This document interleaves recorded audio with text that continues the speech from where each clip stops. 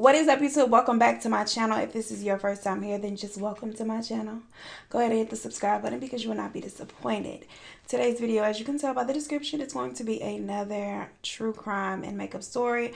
Well, I tell the story of Peter Bryan, who was, per usual, an awful person, okay? You know, I was scrolling through my comment section, right, the other day, and I wish I had not deleted this comment because, y'all, people are really crazy. Let me tell you. Somebody had posted a comment and they were like, you don't feel bad for these people because they're not black. And I'm like, girl, I got a black family in the true crime vaults. What do you mean? And it's not even about, like, girl, what? Boy, if you don't get... Homegirl was upset. She was typing in all caps and she was just like, outrageous! So, yeah. Anyway, I said all that not to say that I intentionally went and found a black killer for today's video. I did not. But the fact that he is black made me think about that comment. And I was just like, without further ado, let's just get into the video. So like I said, today's video is about a guy named Peter Bryan, who was born in London in 1969. He was the youngest of 7 children. His parents migrated to the UK from Barbados. So... round of these your folk, okay? These are your folks. Now, Brian was a little bit of a strange guy, right? He was a strange little kid. And apparently school was not his strong suit. So he decided at 14 he was going to drop out, go get him a little job down to the Chick-fil-A. No, I'm just playing. It wasn't Chick-fil-A, okay? He got a job at a clothing store. Now, the first signs of something was horribly wrong with little Brian came when he was just 18 years old. I mean, you know, some kids, they're bad kids or whatever. They're different.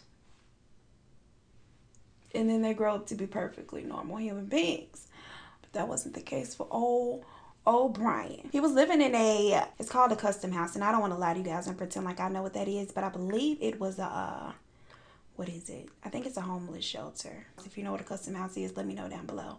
But anyway, he was living there, and he attempted to throw one of the other residents off the 6th floor. Now, he grabbed homeboy, tried to ricochet him towards the window, but then there was a struggle because, of course, nobody is just going to allow you to just toss them off the 6th floor anywhere. Like, you put your hands on me, of course, we're gonna be tussling. His intended victim got loose. He hit Brian over the head, leaving a deep gash, and rightfully so, because one would think that there was something that happened before this that made him want to just toss homeboy from the window, but no, they didn't have any altercations before and no disagreements. It was just completely unprovoked. He just snapped. Now, both of them were questioned by police. Brian was questioned because, of course, he tried to toss somebody out of the window. And then the guy was questioned about Brian's gash on his head. And nothing else happened after that. Like, nobody was arrested. Nobody was taken down to the jailhouse. None of that. You know, over in UK, the police don't have guns. Like, I didn't know that.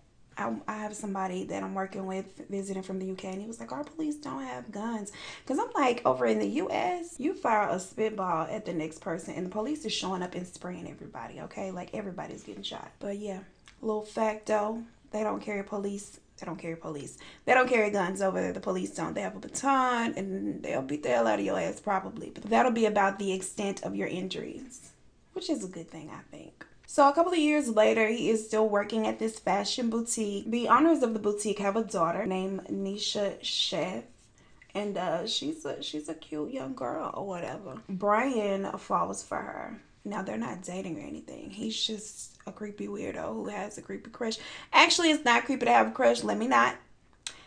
But he was a weirdo, so his crush was creepy because nobody wants to be crushed on by a killer, like. But then again, Joe from Netflix's You series is kind of fine. I wouldn't mind being crushed on by Joe.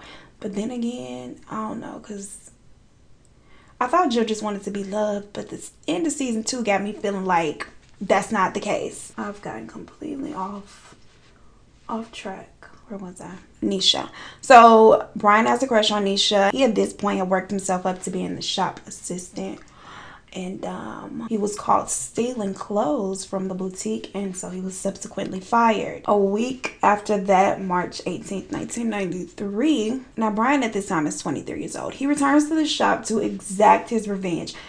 Is it revenge though? I mean, you just got fired because you was stealing, so it's kind of like, revenge for what? Because getting fired was your revenge for stealing. I don't know. Anyway, he returned to the shop to exact revenge on the owners. Nisha's 12-year-old brother is the first person to encounter him. He pushes him down to the ground and lunges at Nisha, and unfortunately, he hits her in the head with a claw hammer. The poor girl didn't even see it coming because when he hit her, she was like on the phone completely, you know, in her conversation, not paying attention, not expecting this crazed maniac to into the shop like he did. Now, an hour later, Bryan, the story is that he was high off of weed. He attempts to jump from the third floor of a building and attempts to take his own life. I don't know if he was on his whole twisted little Romeo and Juliet thing where he was like, my love is now dead, I must join her. I don't know. What's really disturbing to me is the fact that they were like, he was high on weed.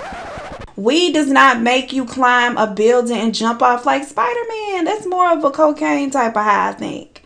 And I mean, I ain't never had a cocaine type of high, but I'm just telling you, I didn't have a weed high, and I ain't never want to jump off a building, okay? Nope. Never. But I don't make the news, I just report it. So let me just keep on going with how the story played out. They said that he was high on weed and tried to hurl his body from the third floor. Now, Bryan survives this jump or fall, or however you want to put it. He survives, and I'm sure he probably got up off the ground, was real mad. The police come, and he's just like, okay, yes, I killed Nisha. He admits to killing Nisha on the grounds of diminished responsibility, aka temporary insanity. Okay, you know, everybody love to say they was just crazy for a minute and they snapped. And y'all, let me just say this. Like, I don't want to keep getting off topic, but my eyebrows were so terrible in the last video that, like, I have to redeem myself today because I was editing and I was like, girl, what's the tea? Where you ain't see it looking like that? So for the murder of Nisha, he spends 8 years in a maximum security psychiatric unit. Guess that whole I was crazy. Work for him. And on the advice of the psychiatrists that work with him, he was released. They were like, you know what?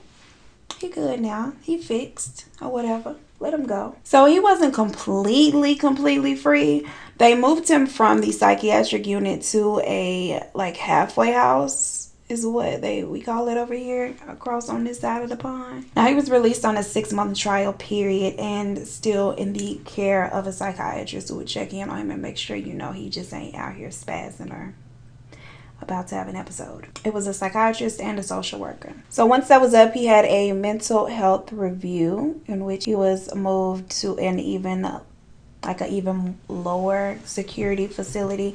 It wasn't like in a facility, it was kind of like a halfway house, but he had less supervision and a little bit more freedom. He had his own keys, he could come and go as he pleased, but they were still kind of, you know, monitoring him. Now, the psychiatrist and social worker had both made remarks that there was a continuous improvement in his behavior. And in 2003, they agreed that there had been a significant improvement in his mental state. In November 2003, they wrote a letter on his behalf that stated that there was no more cause for concern. They agreed that he did not present any major risks and that, you know, he should just go on back into society. January 2004, the social workers campaigned on his behalf. February 2004, Bryan walks out of the mental health unit and kills his friend Brian Cherry that same night. Like, he couldn't even wait a day. Y'all did all of this campaigning for his freedom, and he walked right out there the same day. See, that's why I don't put my name on people. That's why you got to be careful about who you vouch for. Now, Brian Cherry was described as a nice man. He was 43 years old. He did not have any friends, but he was a nice guy. He lived on the ground floor of the building that Bryan had been transferred to live on his own. Well, I was about to say our Bryan. He ain't my Bryan. I ain't claiming him. But now the victim and the murderer have the same name. And so I'm going to try to keep this from becoming confusing. But you smart. I'm sure you'll be able to keep up. Now, Brian Cherry, the victim, he lives on the first floor of, oh, I said that already. I think I said Brian didn't have any friends. That wasn't true. He had one friend. Her name was Nicola Newman. On the evening that he was unfortunately killed by crazy Brian, he had plans with Nicola to, you know, for her to come over and kick it, I guess, just chill. Or maybe they would go on Netflix and chill. We don't know what kind of friend she was. Maybe it was Bae. I don't know. She arrived at the house or the apartment at exactly 7:15. She let herself in and yeah, that probably was Bae. She lets herself in and immediately she is hit with the very strong odor of disinfectant. She calls out for Brian a couple of times and he does not emerge from the back. But murderer Brian is the one who emerges from the rear of the why do I not? What the blah blah? From the rear of the apartment, and he ain't got no shirt on. He is holding a knife. He has blood on his chest, and so she's kind of like, "Who you?" And all he says to her is, "Brian is dead." Now she did not believe him. I don't know why, because this is February. It's not October. Okay, it ain't even April for April Fools. I don't know why she wouldn't believe him, but initially she didn't. She thought it was a joke, so she proceeds to push past him to, you know, check out the scene and find Bae. She looks into the room right past where they are, and she sees her friend Brian's naked body laying on the floor. As if that is not enough, his arms are separated from the rest of his body, and of course she freaks the fuck out. She flees the scene as she should. Murderer Brian does not attempt to go after her. He continues with what he's doing. I'll tell you what he's doing in just a second, girl, because he nasty. He is nasty, nasty, nasty. Neither does Brian attempt to flee the scene. When the police arrive, he is still there in Brian Cherry's apartment. He is standing in the hallway in the dark with blood-stained hands, jeans, tennis shoes. Now, in the kitchen, officers notice there is a small piece of meat in a frying pan next to an open tub of clover butter. And if you have not guessed it already, the meat in the pan was a piece of Brian Cherry's brain. More brain tissue with matted hair and blood was found on a plate next to a knife and fork, like somebody was prepared to sit there and eat it raw. Like, disgusting. Now, Brian's crazy ass tells the police about cooking Brian Cherry's brain with butter. His quote was, "I ate his brains with butter. It was really nice." What? He was also quoted saying that he would have done someone else if they had not come because he wanted their souls. I don't know if he thought consuming their body was going to give him the soul or what, but that was the plan. And so it was a good thing that they showed up when they did, I guess, because we don't want him out here eating up everybody. So the apartment was a mess. I mean, aside from the dismembered body and limbs, there were knives strewn about, blood stain, there was a hammer. So homeboy was arrested and sent to Broadmoor, which is a notorious prison for the criminally insane, which is where he should have been in the first place. And poor Brian Cherry, like his head had been smashed open with a hammer, 24 blows. And Brian had also partially sawn off his head to get to the brain meat. Now, one would think that Brian would go to jail and then the system and the social workers and psychiatrists would be like, you know what? We need to keep an eye on him and his murderous days would be over. But that's not the case. This time around in the psychiatric ward, he was not interested in playing nice or pretending to be sane. He would tell the guards that he wanted to kill them and eat their noses. He was really on his Hannibal Lecter mess. I wonder if this happened. This is in the 2000s, so I'm pretty sure that's after the movie. I think that's after the movie. Because it's like, girl, are you just trying to be Hannibal? Or are you really just this demented? I don't know. They took him serious, as they should have. So anytime that a guard had to go to his cell, they would wear the riot masks, like the big old, the riot shields, face shields, to make sure homeboy don't lunge out and just bite into them. Like, looking like a snack ain't always, that's not always a good thing.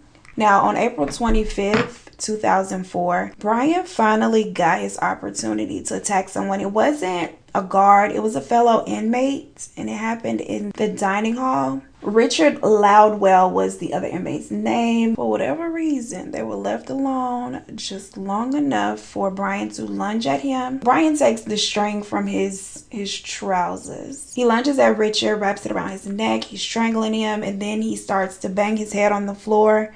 You know, he's working with limited time and he wants to eat this man, so he really going in. He said that his intent was to kill Richard as quickly as possible, but then he became tired, so he just was like, you know what? Mama is tired. This is it. Like, not today. Now, by then, the damage was done. It was too late. Richard was taken to the hospital. He died a month later from his injuries, his head injuries. After the attack, Bryan told his psychiatrist that he had the urge to kill Richard ever since he first saw him. That he was the bottom of the food chain and that he had had his innings. I don't know. That's like a UK saying probably. But I took it as he had, you know, he had his share of life, I guess. And Bryan decided he was the one that was going to go ahead and check him out. He also admitted that his intent was to kill him and eat him, and that he knew that he didn't have enough time to do all that, but if he had enough time, he definitely would have tried to kill, cook, and eat him. What was you gonna do? Because it's the prison. It ain't like they allow prisoners to go use the frying pan. Like, sir, was you about to just yank off a piece of his meat and go pop it in the microwave before the guards came? Like, what was the plan? Do they have microwaves for prisoners? Like in maximum security psychiatric units, do you have microwave access? Like, I don't know. Bryan admitted that because he knew that he would not have enough time and really no access to cooking equipment, he momentarily considered eating him raw. Now, at the inquest, the jury decided that he had not been properly assessed, obviously, prior to him being taken out of seclusion. So yeah, I mean, me and you probably know that. Like, that's kind of obvious. So they kind of placed some of the blame on the hospital. They also said that the dining hall was not properly equipped with staff to make sure stuff like this just does not happen. But then again, I don't know, because if I was like the little dining nurse on duty and homeboy who said he want to eat somebody's nose is coming through, I might have to go tiptoe. There is no greater time to have to use the bathroom or take a call or something. I ain't trying to be on duty with homeboy. Hell, they probably were afraid to be in there. I would have been. So in March 2005, Bryan pleads guilty to manslaughter due to diminished responsibility, aka temporary insanity. Bryan was diagnosed as a paranoid schizophrenic and a self-confessed cannibal. Like, you don't diagnose somebody as a cannibal, but that's what they said, so that's what I'm gonna tell you. How do you, it's not a disease, or maybe it is, I don't know. He was committed to Broadmoor Hospital for treatment, where he's gonna serve out the rest of his days, they say. Because you know the UK love to let somebody go. They love to let a criminal out, okay? Now, psychiatrist Dr. Martin Locke held out a series of Silence of the Lambs style interviews with old Bryan, and he said that he was the most dangerous man that he had ever assessed. Now, out of all of the true brown lip liners that Mama owns, she can't find not one of them. I don't know why. It's insane. What I'm going to do is use a matte brown liquid lip as my outline. You gotta use what you got to get what you want. It's an old proverb for you youngins. Now, when Dr. Martin met Bryan, Bryan's crazy ass tells him, "You look like a brainy chap and you're quite slim. I think I could take you." Bryan also went into details about that terrible day when he killed Brian Cherry, and he told Dr. Martin that the victim's arms and legs taste like chicken. Bryan, he really ain't kicking up too much dust. He's just calmly spending his time behind bars, but Dr. Martin said that he feels like Bryan should definitely die behind bars. He said that he feels like he is at his most deadly when he appears to be calm and normal, and we should all agree, because the last time he seemed calm and normal, he checked out of the mental institution and went and killed somebody and ate them. So yeah, agreed. He said that Bryan appears calm and cooperative and normal, but he harbors some very disturbing, bizarre, and psychotic beliefs, and therefore keep him. Forever. Just gonna put a little pink in the center. Alright, so that wraps up the tale of Peter Bryan. We are now at 4K. I think in the last video I was like, we're almost at 4K. If you enjoyed this video, if you like the look, don't forget to give it a thumbs up, comment, share, subscribe if you have not. Shout out to everybody who, you know, who supports your girl. I truly appreciate it, y'all. I really enjoy making videos, and it's a lot, and I love that you guys love them. Like, you know, true crime community is small, but it's growing or whatever. We in here. As always, I appreciate you watching so much. All of you guys' positive comments just make my day. I love you guys so much, and I will see you in the next one. Peace.